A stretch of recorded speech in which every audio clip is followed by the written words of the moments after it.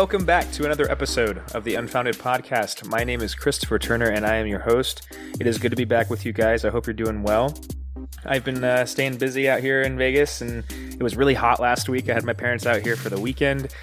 My mom's birthday's coming up, and I won't be able to go out there to see her, so she came down here because they're on a little vacation kind of deal, and did some birthday dinner for her, and I worked a lot, but it was nice to have them out here anyways. So it's been a busy couple of weeks, that's for sure, but I'm kind of glad that I'm through the end of that month and into a new one, August here. And even though it's looking like it's going to be pretty hot, like it's the summertime, it's definitely going to be hot. At least we're getting closer to things like the election and these other issues, getting those over with at least, right? But a lot of chaos that's going to ensue in between then and now, that's for sure. And I don't know if you guys saw, but that huge, massive explosion thing that happened over in Lebanon, my goodness, it was absolutely insane. I saw it like early in the morning. I think it was 2 days ago now, and that's the biggest explosion I've ever seen. Like I've never seen an explosion that big. And my heart goes out to all the people that were there, obviously, and people that died and people that are injured by that blast. But it's I guess they're saying it was something to do with ammonium nitrate fertilizer storage facility that exploded. It's very interesting. It's just an odd thing to happen. I mean, why would you put ammonium nitrate right next to a pile of ammonium nitrate right next to a fireworks factory? I guess maybe that's what they were using in the fireworks. That makes sense, but initial reports don't make it sound like they were separate. Like there was this ammonium nitrate storage facility, and that there was this fireworks storage or like creation area. Maybe not. I don't know. Don't quote me again. I'm not a news source, but I think we're going to hear more about that. There's something odd about that. I think. Anyways, moving on. That's not why I'm on here to talk or getting on here to talk to you guys. I just kind of want to talk about confidence this morning. That's what's been on my mind, and something that I've been working on, I guess, recently as well. That I haven't really been actively thinking about, but it is an aspect of myself that I've been working on, and also something it's a very hard. I think it's a hard concept. Let's define it really quick. It's a hard concept to fit within the ego, right? Confidence. Because it's like if there's a line there that you can't cross, you can't go over, because then you become prideful, right? So let's see, confidence.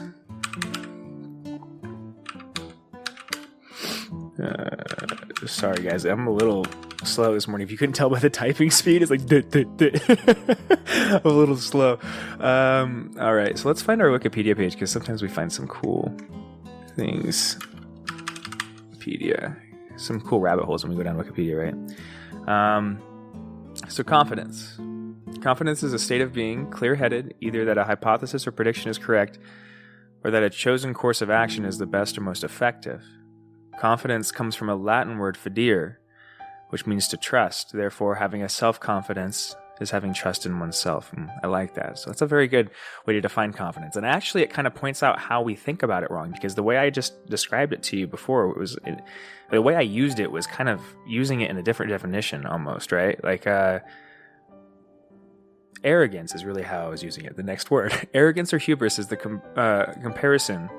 In this comparison is having unmerited confidence. So that's what I was using it as. So it's unbounded confidence when it's not merited. Believing something or someone is capable or correct when they are not, right? This is unbounded or unmerited confidence, arrogance, or hubris. Overconfidence or presumptiveness or presumptuousness is excessive belief in someone or something succeeding without any regard for failure. Confidence can be a self-fulfilling prophecy, as those without it may fail or not try because they lack it, and those with it may succeed because they have it rather than because of any innate ability. You've seen a lot of what are those motivational posters? You know what I mean? You go into like a therapist's office, or what was it when you're in high school? You go into like the principal's office, and there's always confidence and perseverance and all these words on the wall. The confidence one, I feel like that's kind of what we've done as a society, I guess. It's like we've taken all of these characteristics that we try to embody inside of ourselves, and we've kind of made them into like motivational posters in a sense. But that doesn't do like the idea justice, right? Because it's a deeper idea.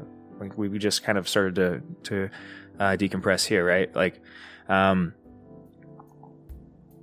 there's a balance here and a delicacy you have to approach yourself with. And this is not just with like in how confident you are, not being overconfident, right? But this is in any part of life. Like there's this necessity to kind of reel yourself in and not allow yourself to become too indulgent in a sense, right? In yourself.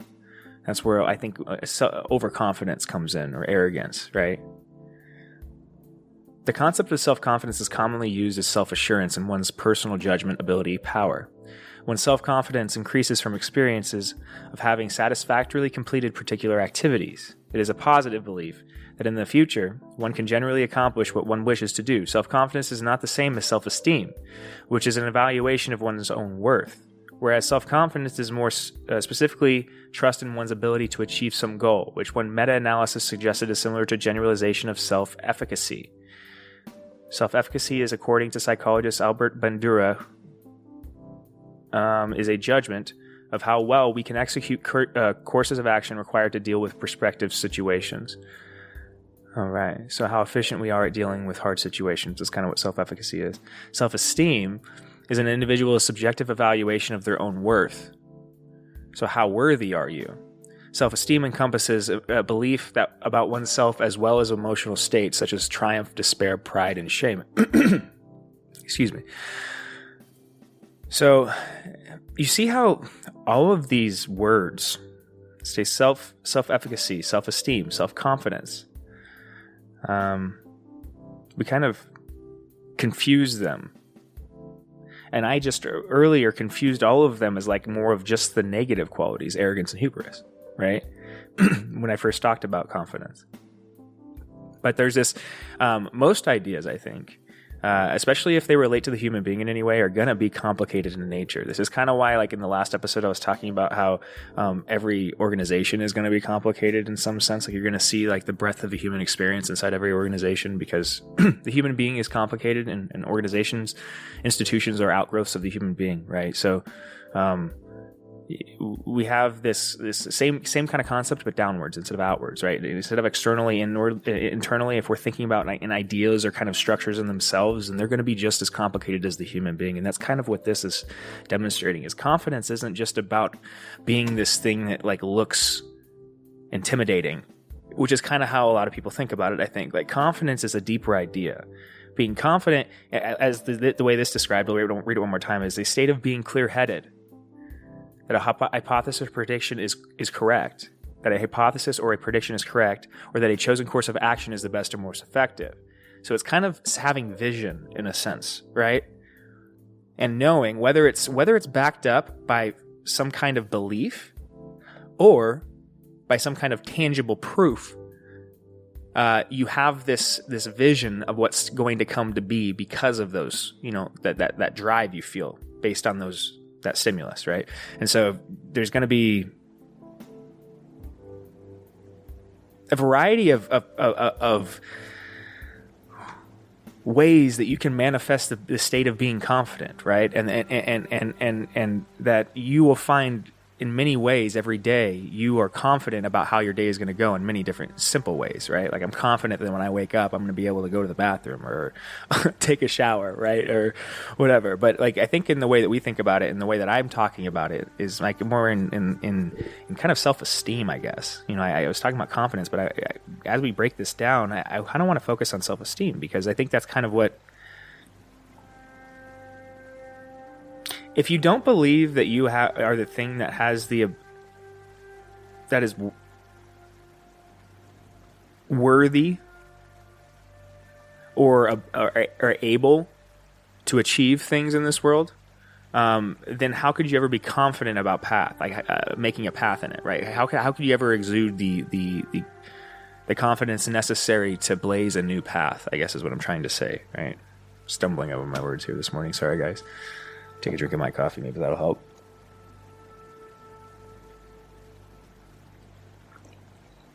So let's go into self-esteem real quick. Self-esteem is an individual's subjective evaluation of their own worth. Self-esteem encompasses beliefs about oneself. For example, I am unloved, I am unworthy, or I am worthy, I am loved, as well as emotional states such as triumph, despair, pride, and shame. The self-concept is what we think about the self. Self-esteem is the positive or negative evaluations of the self, as in how we feel about it. So let's go to the self-concept. This is interesting. Self-concept. One self-concept, also called self-construction, self-identity, self-perspective, or self-structure, is a collection of beliefs about oneself. Generally, self-concept embodies the answer to "Who am I?" Self-concept is distinguishable from self-awareness, which refers to the extent to which self-knowledge is defined, consistent and currently applicable to one's attitudes and dispositions. Self-concept also differs from self-esteem. Self-concept is cognitive and descriptive component of oneself. I am a fast runner, while self-esteem is evaluative and opinionated. I feel good about being a fast runner. Self-concept is made up of one's self-schemas. Self-schema refers to a long-lasting and stable set of memories that summarize a person's belief, experiences, and generalizations about the self in specific behavioral domains. A person may have a self-schema based on any aspect of himself or herself as a person, and interacts with self-esteem, self-knowledge, and the social self to form the self as a whole.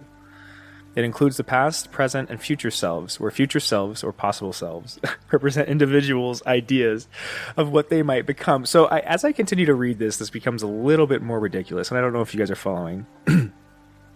I don't know if maybe I'm just not there's a funny thing that happens, and I'm seeing something about like the human being that's becoming blatantly obvious as I continue to read here when we're talking about. We just like to divide things up, right? We like to see where things like naturally divide up, or where we think they should be divided, and we divide those up, and then we think like, oh, they're well defined now. We know what that is. But I wonder if like this is kind of why some of the this is one of the reasons why the modern world is so losing its mind, right? Is because this is kind of the process in which we've gone through, like segmenting the entire world, like, and defining it. And this is why we have this illusion as if we're something better than the people that have come before us. Because the segmenting and measuring of things is very beneficial when you're talking about specific areas of life, right?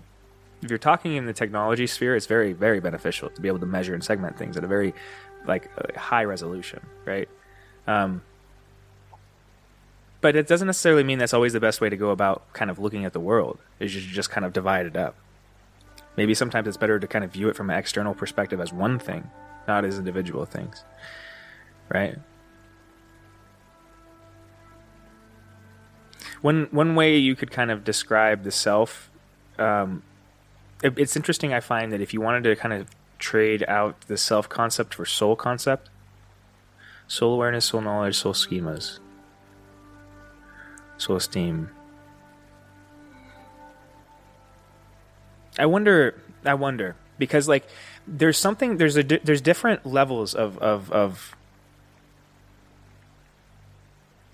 disappointment you can feel in yourself when you're really disappointed in yourself, right? When you really are down on yourself. There's this level of disappointment where if I tried harder, I could have done better, right? But there's this also, and it's kind of this surface level, but then there's this existential level disappointment, despair that you can feel, that you can get yourself to, where it's like you can feel this existential disappointment in yourself. It's a hard concept to describe, right? I don't know if it's been well described before. Let me try type that in. I wonder if that's an idea already. Existential.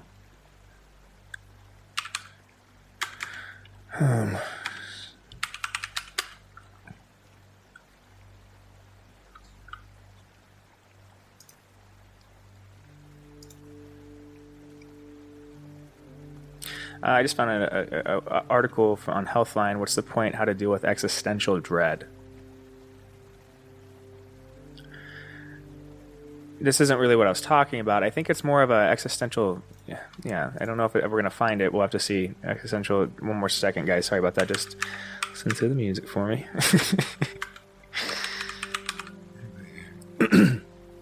Existential disappointment.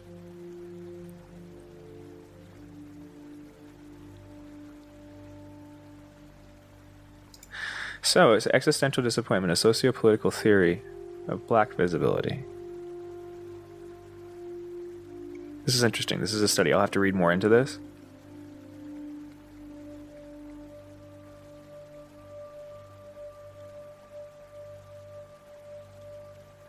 So I'm going to read the beginning of the abstract for you, just so we can kind of get into it. I don't know if we're going to want to read too much into this, because this is an actual study, but it's in this dissertation, I draw on traditional and black existential thought to theorize vulnerability as a characteristic or dispositional trait that works against anti-black racism and black visibility.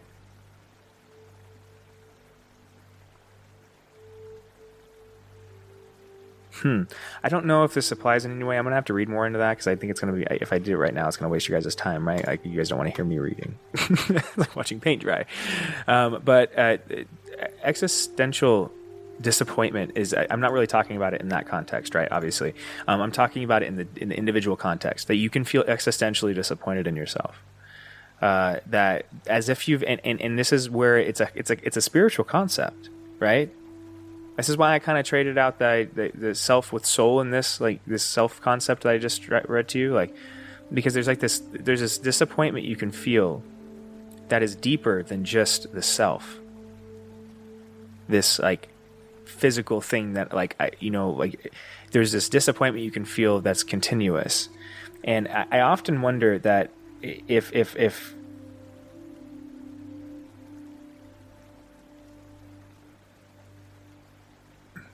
it's like I believe, and I'm going to get a little spiritual for you guys, just heads up, right? But I believe that people are burdened with things because it's necessary in some way, right? And now I know that can sound really cold on the surface, but I think it's one of the best ways to view the world. This is just my opinion, but it's something like the hurdles that are placed in front of you are there for a reason. That they're not accidental. And they're not intentionally put there for you to fail, right? That there isn't this, that the idea of like that there's some God sitting on a cloud with like a magnifying glass betting against us, or that the idea of like the devil or the evil one is why we have hurdles in our lives, right? Neither of those are correct. It's like this is what I believe, right? Like, it's like we have these hurdles, we have this baggage in a sense that's carried forward through whatever is deeper than this. I would describe that as God or the universe itself, right? But whatever part of us we're unable to see, right, is what I would describe as this deeper thing. And it's weird that you can feel a disappointment at that level, and I think you feel it when you fail to overcome those hurdles. It's weird. It's like there's specific hurdles in your life that are there, and you come up against them, and they're usually the ones that rock you the most. You're like, son of a bitch, that's a hard one, right? And you want to like hide or run away or do something else or whatever it is, but it's like when you do that, you feel this angst, this existential disappointment, where it's like, that if you don't do something about this, or you don't kind of overcome this hurdle, it's gonna get you in a sense, right? It's gonna zap a certain amount of energy from you. It's like you have to be really careful with yourself, like, because you can, life isn't segmented in the way that we like to present it, right? And in the way that we like to divide it up, it isn't segmented in that way. It's a messy mush, right? It's not a mess. Well, it's very intentional, I think, in some ways too, but like in some ways it's very chaotic. And so it's,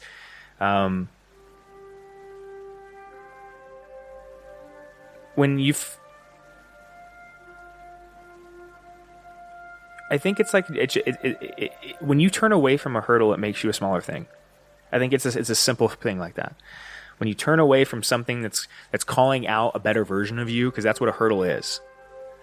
right? When I'm saying a hurdle, I'm saying like anything that's placed in front of you that's challenging you, right? In a deep way. I'm not saying like challenging your ego, like maybe like what's a good example? People might like connect immediately, like I'm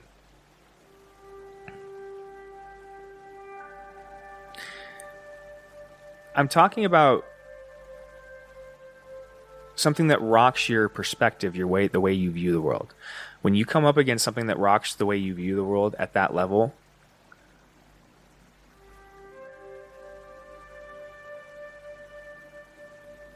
you need to like pay attention in a sense and respond properly. It's like those are the most important times in your life.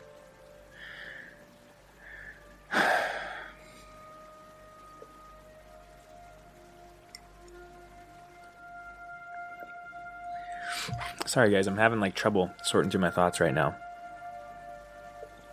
If you couldn't tell, I'm a little all over the place this morning.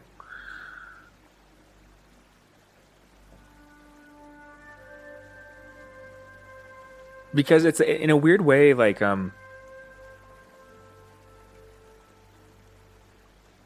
one of my hurdles that I'm trying to describe right here, I'm trying to think of an example for you guys. A hurdle for me is this.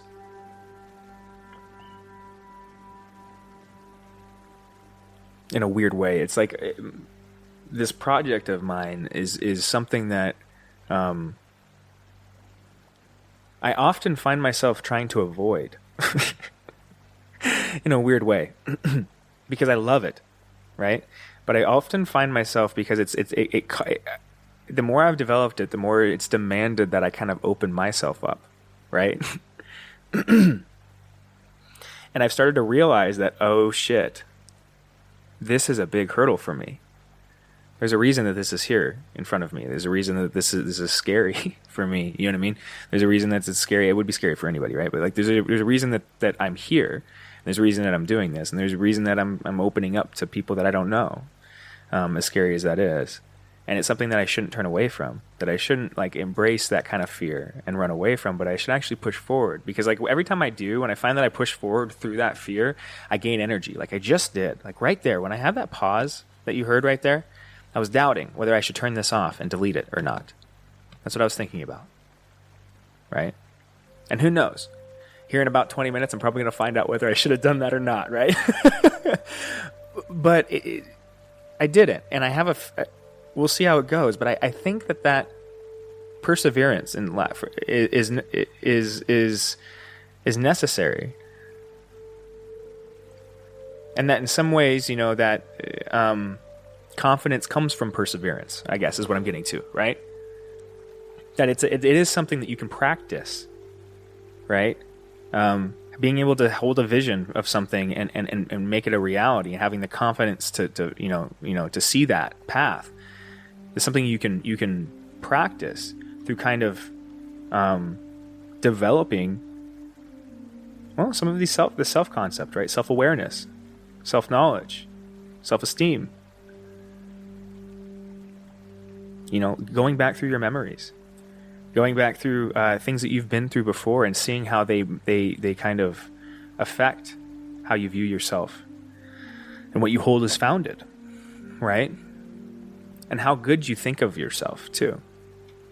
When you're going through, you know, this is referred to in the self-concept as self-schemas.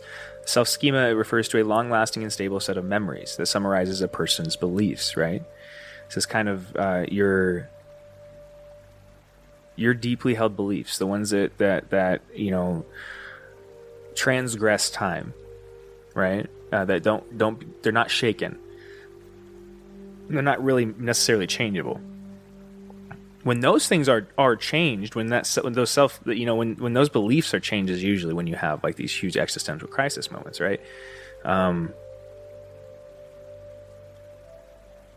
it is in the middle of those times when you feel lost, because it's like, well, now I have to go back through all of my memories and figure out where the hell I went wrong, right? Now I have to go back through all of my experience and all of this work I've done and all this energy I expended in this belief system and this structure to figure out where I went wrong, right? And when you're talking about a foundational belief, that's something that upends your whole life and takes a lot of time. You know what I mean?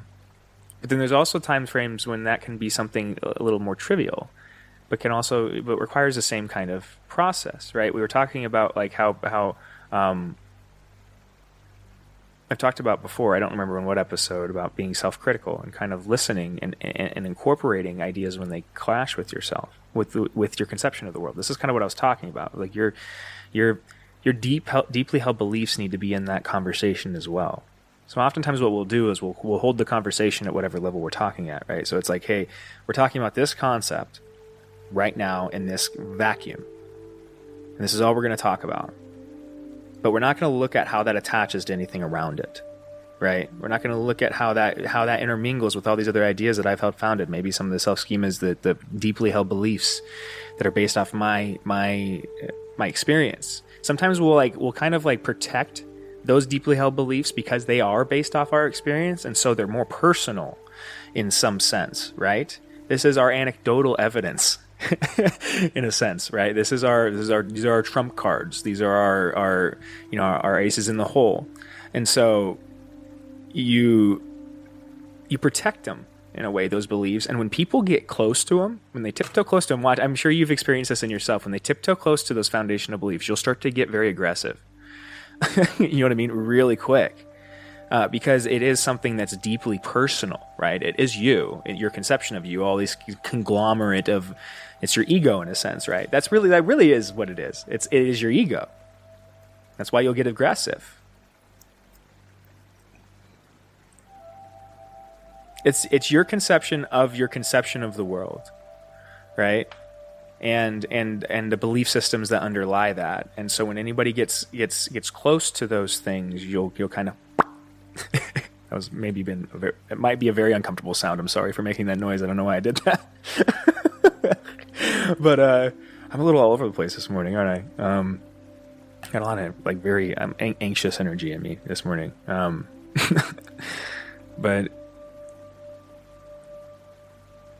and it's because, you know, I think we get aggressive because that's when people start to get close to those things. It's like, no. That's a lot of work. That's a lot of work. Don't touch that. You know what I mean? That's kind of the feeling you get is like when you have a kid around like a wedding cake or something. You know what I mean? Like, don't go within 10 feet of it. Don't go anywhere near the cake until they cut the cake. Don't go near the cake. You know what I mean? Like, it's that kind of a thing where you're like, it's the no. Don't touch it. You know what I mean? Don't go anywhere near that because it's a lot of work, right? It takes a lot of time and effort. And it's kind of it's not easily replaceable, right? Your conception of yourself is not easily replaceable, and your conception of the world is not easily replaceable, right? Especially if you don't view it as something that's changeable. If we kind of protect it in this way, right? If we attach the way we view the world to our eternal selves. In a sense. Maybe. I'm trying to sit on that and chew on it for a second. Give me a second.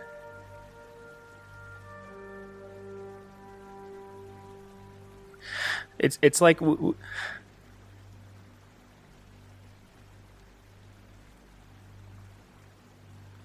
maybe when we separate it, maybe is more accurate. It's like when we fail to recognize that there's a deeper level of perception, and that those hurdles, you know, people can be hurdles, whatever, things that are like kind of make you feel that way, uncomfortable, are there for a reason, and it's not for you to get aggressive or to push them away and to run away. It's for you to kind of embrace in a really weird way. It's for you to pick the thorny path. When I've talked about that before, the thorny path, maybe I don't know if a lot of you have had a hard time conceptualizing what I mean by that, but what I mean by the thorny path is this, in a sense. When somebody gets really close to the things that make you want to kind of snap, you need to or make you uncomfortable, or really like make you feel like, oh no, that's something, because everybody has these things that you like, nobody can touch this, right? This is me. Nobody's ever going to tell me different than that. Everybody's got something about that. Those like that in them. When you get to those parts within yourself, watch those parts and watch when things get close and try to embrace it a little bit. Try to see if you can adjust your conception of yourself there. Try to see if you can let in a different perception, because there's like a distillation that will happen, you know, a relief that you'll feel also eventually. And you may find that oftentimes in this process of kind of incorporating new ideas or letting new ideas into places that they haven't been before, you'll find that it has a way of shedding light. That's kind of the best way to describe it. It's like pulling back the curtains on a room that's been boarded up for a long time, and all of a sudden you see like where all of, you know, the rot is. You know what I mean? Where all of like where you haven't been doing upkeep, right? Where you've been doing more protecting than upkeeping, right? And I'm talking, like I said, I'm talking very like metaphorically this morning, right? But I guess I'm kind of trying to do that. I'm doing that because I'm trying to make it applicable to a lot of different perspectives, right? Because I think it is, in a sense. I think that the process of working on yourself is replicatable across human beings, in a weird way, that it is a little bit simpler than people like to make it out to be. We're trying to compartmentalize the whole world and divide everybody into their individual subgroups, and because of that, the world has become a much more complicated place because it isn't divided into subgroups.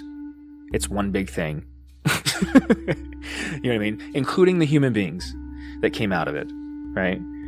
We're all one big thing. And we're not that much different, fundamentally. Founding fathers recognized that. But it's astounding to me how much we're trying to prove them wrong modern day. We're trying to prove to them how much different we are. There's so many Americans out there trying to show exactly what makes them individual. That's exactly the perverted version of the focus on the individual that we don't need. That's not the purpose of the focus on the individual. That's not the purpose of that's not the liberal idea. If you think you know what liberalism is, that's not the liberal idea. You have it wrong, backwards, perverted, fundamentally screwed up. It's not so you can show the world. It's not so that you can make your perspective the most important one, right?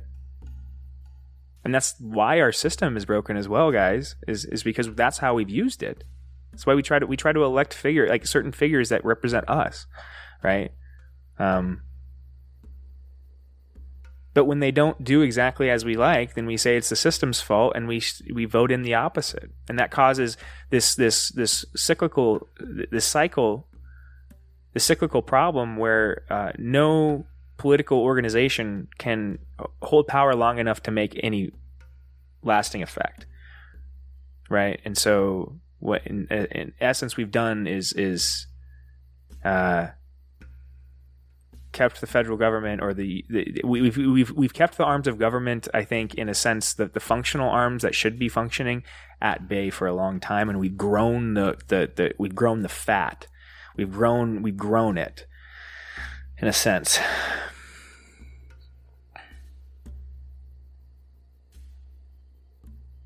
We focused on all these things that make people different, and then we said, "Oh man, that's a lot of inequity." You know what I mean? It's like we take the world and we're like, okay, how can we divide this up? All right, so let's take skin color. Let's do it by skin color. Let's divide it all up by skin color. Okay. Oh shit. Everybody's really unequal that way. You know what I mean? What else? What other ways can we divide it up? Let's take genitalia. That's simpler. Male or female. Okay. Well, that works for a little while, but that's out the window now, right? So now we have but that doesn't work anymore, right? Because there's more groups than that, guys. There's more groups than that. So we got to divide it up in more groups. You know what I mean? But now we have more groups, hence more confusion, right? All because we're trying to say, well, this group doesn't agree with this group, and this group doesn't agree with this group, and this group, but each one of them think they're the representation of the whole, right? Each minority group trying to make themselves the representation of the whole.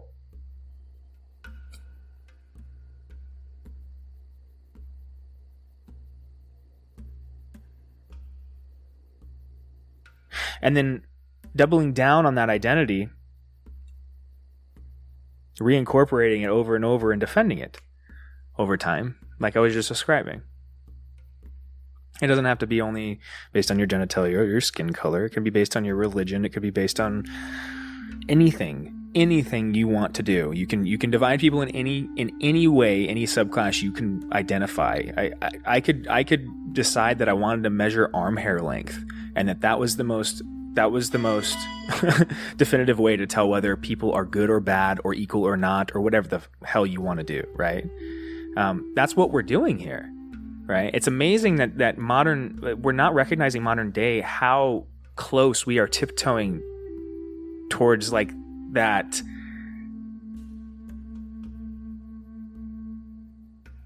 like deadly edge that we've seen before throughout history, where we get so obsessed with dividing people up and trying to equalizing that we start to just eliminate people because they don't make sense within the system, right? There's this hatred that is developed, right? And I see it right now developing on both sides because it's kind of this boomerang effect.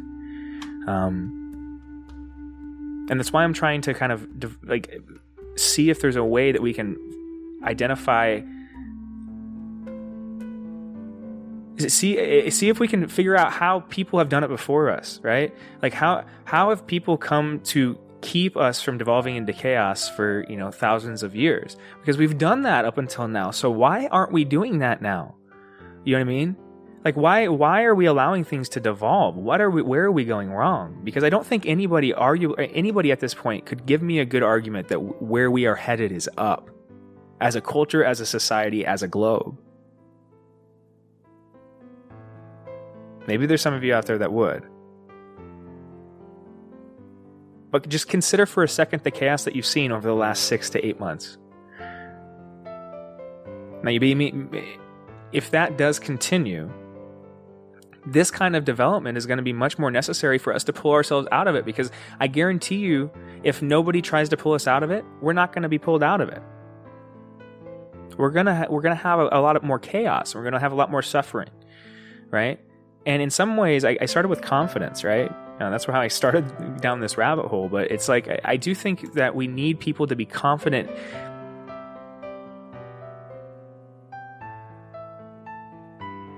Confident enough to know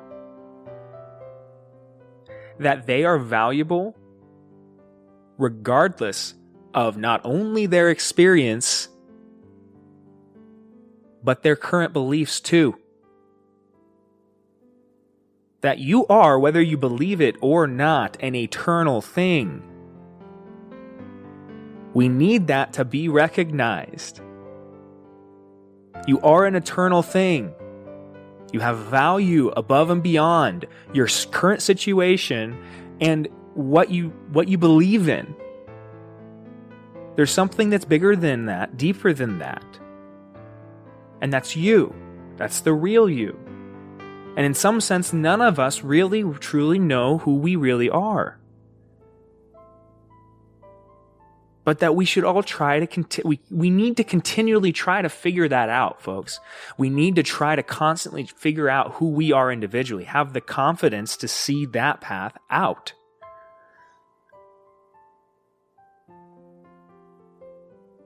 In that process, I think the process of having confidence to enact things in the world that are not only beneficial to the world, but to you as well, is to do the self-work, to have the self-awareness, self-knowledge, and self-esteem, to cultivate ideas that work symbiotically within the world itself. And within your community, to be an upstanding citizen. I think that's what an upstanding citizen is. It isn't just not breaking the law. Man, how we have devolved that idea into this lazy thing. That all you have to do to be a good thing is just not do bad things? Really? Because I thought, like I said, entropy. I thought this thing required energy, fundamentally. It does require energy, fundamentally. You have to put energy into this system, or else it devolves.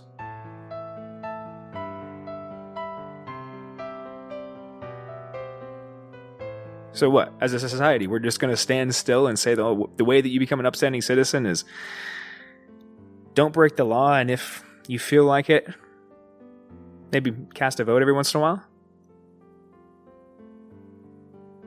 Because if any of you, I haven't read them in depth. I'm not an expert on the Founding Fathers, but I know for a fact their concept through all the classes that I took in school is very blatantly clear that those men did not have a conception of the American citizen that was that basic. It was much more involved. They had a fear of us being that kind of a polity, a lazy polity that didn't do the intellectual work required to kind of develop ideas that would push the society upward. The only way the United States can stand together is if we do that work. Otherwise, all we'll do is divide into smaller groups and devolve. Alexander de Tocqueville in Democracy in America identified this problem in the early 1800s. Immediately after the Revolution, he came into America. He twice, I think, he traveled to America, and he stayed, I think, I don't know exactly for how long, but he wrote a whole book on it, right? And basically, as he traveled around, one of the biggest things he realized is that he could go 2 miles away between towns, and people would be completely different. They'd have completely different opinions.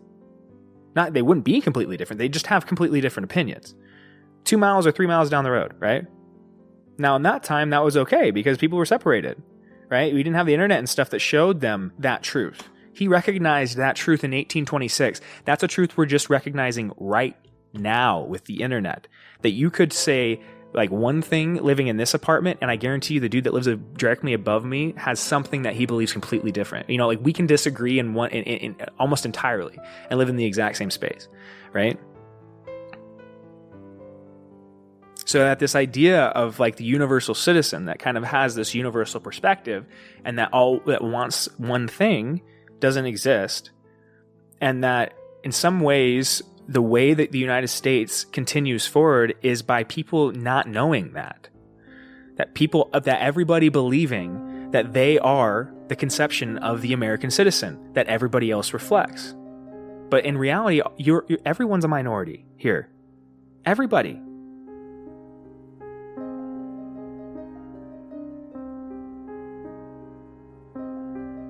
And what he didn't know is like what happens when we realize that. And we are realizing that. And I don't think we're responding very well.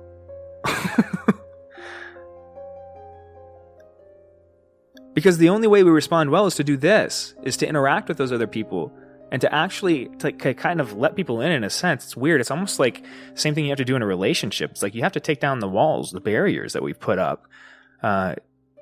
We have to accept that there's some concepts that we could think that are founded that aren't.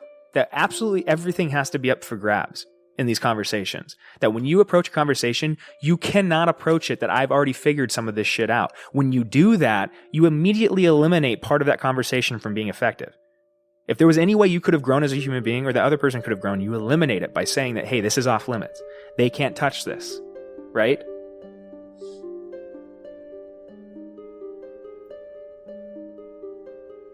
Don't do that to yourself. And don't do that to other people. Don't shut them down in that way, right? Open up to other people. You know, let them see who you are. And if they have something else that they want to say that clashes with that, or that they do say that clashes with that, and try to look at it at least. At the very least, look at it. Doesn't mean you have to take everything they say and incorporate it into yourself, but listen to it. Because there will be, I think when you start to do that, there's this point in time where you start to like pull out shit that you're like, whoa. Like things will pop out. That's like, that's a piece I've been looking for. You know what I mean? Or like, that's a possible piece I didn't know existed. You know what I mean? And those moments are so valuable. And it's like, once you plug those in, it's like, oh, I get it now. You know, like your conception of the world becomes so much clearer, right? And maybe that conception gets broken down again at some point, but that process is necessary, I think. And it's a combination of all the human beings in the world doing that at the same time that produces the most effective upward movement. The trick is getting people to like do that. It's like, how do we get people to do that process? That's why you can very easily see why the system that we have made is not about that. It's not about upward movement in a holistic sense. It's very focused. It's about upward movement in a monetary sense. It's about making things, right? And that what we've done is created a very effective system at making things, upward movement. But what that produces as a byproduct is a lot of suffering, a lot of depression, a lot of suicide, a lot of homelessness, a lot of other things that we don't like to readily identify with that because we've devoted all our energy to one thing. And we've damned our children to a life of studying to become a producer. But I just think it's that world that's falling apart right now because it was so imbalanced. It couldn't stand for very long. And it is fundamentally at clash and odds with the idea of the fundamental ideals represented within our founding documents. That there is something deeper, more meaningful than simply growing wealth. I think that's abundantly clear in our founding documents. You'd probably be hard-pressed to find an economist that would say otherwise, though. Right? We have a plethora of perspectives this modern day that refuse to accept that there's anything other than their world, right?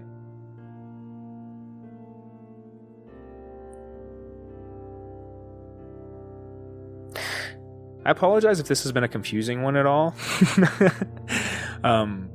But I hope it was beneficial. I'll find out myself, right, when I listen back to it. But I think nonetheless, even if it is kind of all over the place, maybe it'll be beneficial in seeing kind of how chaotic the process of thinking can be in a sense, right? Deep thinking or critical thinking, I guess, is what in a lot of ways this podcast is an example of, I think, is just critical thinking.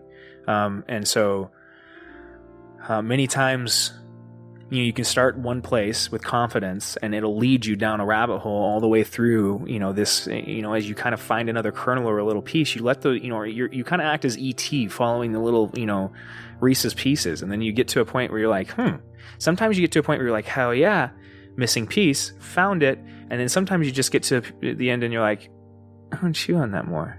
You know what I mean? Like, I don't know, like there's something more there kind of a thing. Right. But I do think I hope that maybe me doing this in an environment that's recorded, that kind of gives you some background music and sets the tone as well, so you can kind of be guided through the emotions that I'm feeling, gives you an environment in which you can kind of do the same thing, right?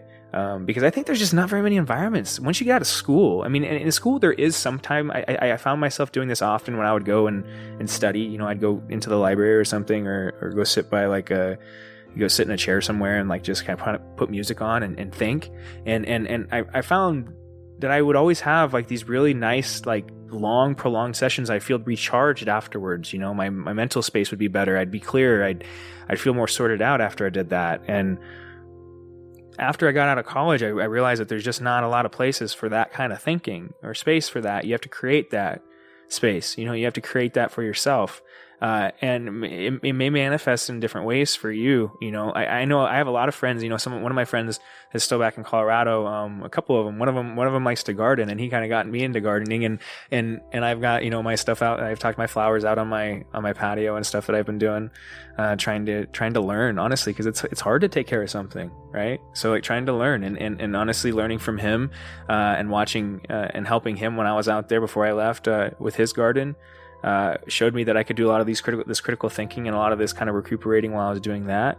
I had another friend out there that I worked with that goes mountain. He does a lot of the peaks, climbs a lot of the peaks. I see on Facebook all the time. He's posting videos, and a lot of people in Colorado do that, but they'll go and climb these 14ers, they call them, and just in general explore the mountains. And I think that's another area, especially when I was growing up, that I found that you can create this space very easily. Just go out into nature, and especially when you're by yourself, there's something just humbling. There's this humbling feeling that when you go into nature, that you'll find this. If you want to show to yourself that you're not a stranger in this world, you're not an alien to it, just go out into the world and stand for a second.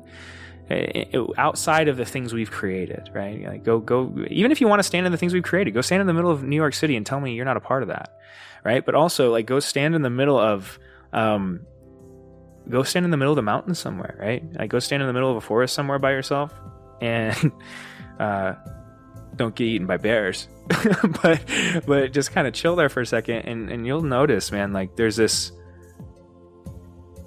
timelessness, this weird thing that happens that, where you realize that, oh man, this is me too.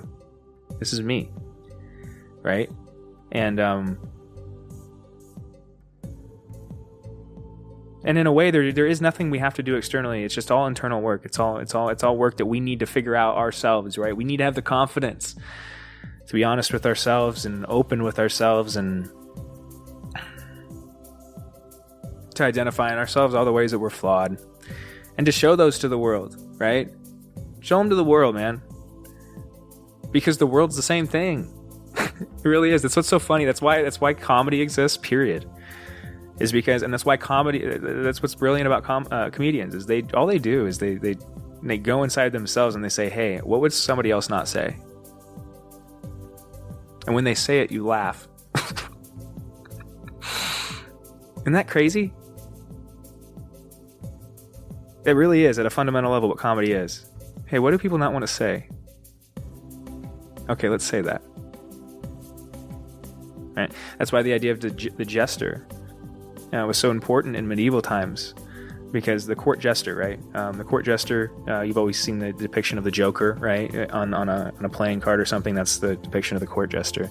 And he was there for entertainment, right? Like a comedian. And in many ways would do that, but would put on shows in that way. A lot of times more slapstick type of comedy shows, but also the jester had kind of immunity in a sense. One of the only people in the kingdom that had immunity to say anything for that reason. So the jester could make fun of the king, for instance, or say things that other people couldn't about the king, right? In order to get a laugh, right? He would speak truth. And I think that that it's so telling that when you see truth, one of the reactions you most commonly will have is you'll laugh. Like that. You know what I mean? You'll laugh because there's in the reaction, it's revealing to you the true nature of the universe, that being one of play. And when you see that truth is connected to comedy, that is the deepest truth. And I think I'm just going to leave it there, guys. I hope this was beneficial. I hope it wasn't too all over the place. But I do want to also thank you so much for sharing, liking, and subscribing. This last couple weeks, I've experienced like a 10-fold increase in listening, right? No kidding. The podcast's grown by like 10 times, right? So thank you guys for doing that, for sharing, for helping me out. And because this is something that I've worked really hard on for a long time, and it's a very, very exciting process to see grow. So thank you, and continue to do that if you are. And let it, think about people that maybe would like to listen to this as well, and share it with them if you could, and maybe leave a comment, rating if you can on whatever platform you use. That would be helpful as well. It kind of gets it in front of more people. So thank you for being a listener, and sorry for the delays between podcasts, guys. I'm sorting through some things here, so it's been a hard road. Like I said, this in many ways, this podcast can be a hurdle for me sometimes, and so I have to try to figure out how to get the energy to overcome that hurdle that is, making an episode. But a lot of times what I'll find is once immediately after I do, I gain energy. And so hopefully that process is the same for you. And with that is the Unfounded Podcast signing off. Stay safe, and bye-bye.